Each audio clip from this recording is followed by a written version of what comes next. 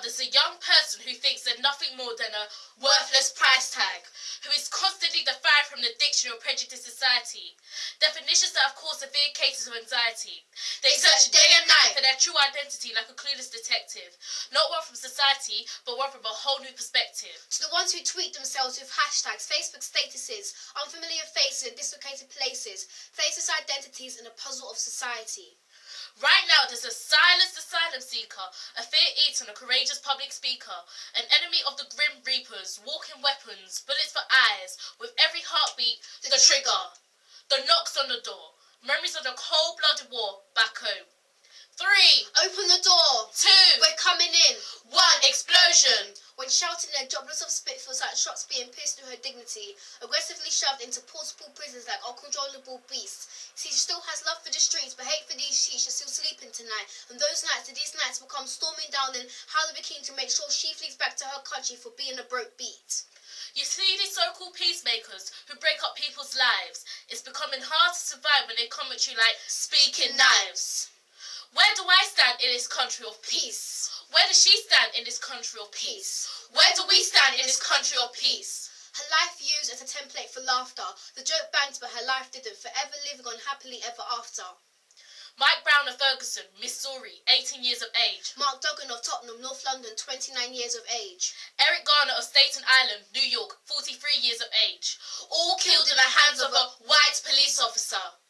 You see, I spent years trying to work out what's left to right to wrong, and the wrongdoings of the ones who call themselves law-abiders. My mind overflows with questions that have been left out in the wilderness, neglected.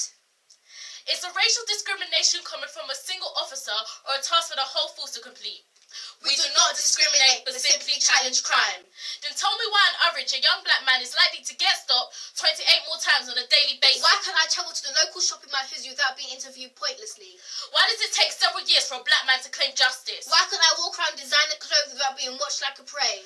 Is there a situation where I feel like I'm receiving help from the police rather than prejudice? Is there a day where I can have a normal conversation without boiled tension in the air? Since when was every Muslim a terrorist? Or why are young people educated into the fact that police are racist?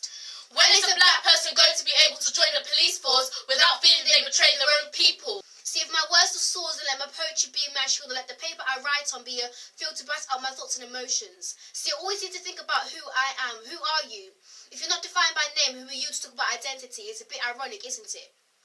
Twinkle, twinkle, little star, no one knows who you are.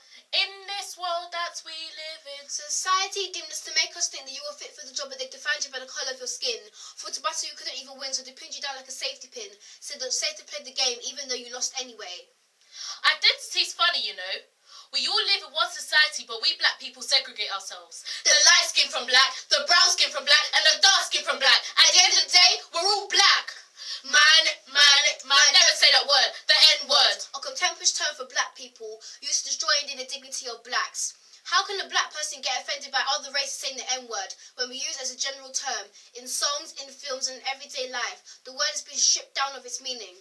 Where is the logic? Nelson Mandela, Martin Luther King, Rosa Parks, and Malcolm X all worked hard for the rights of blacks, but here we are killing ourselves. You see, identity is undefinable. You can never know your identity because society justifies who you are every day. You define who you are. This is for the ones who say, my identity equals the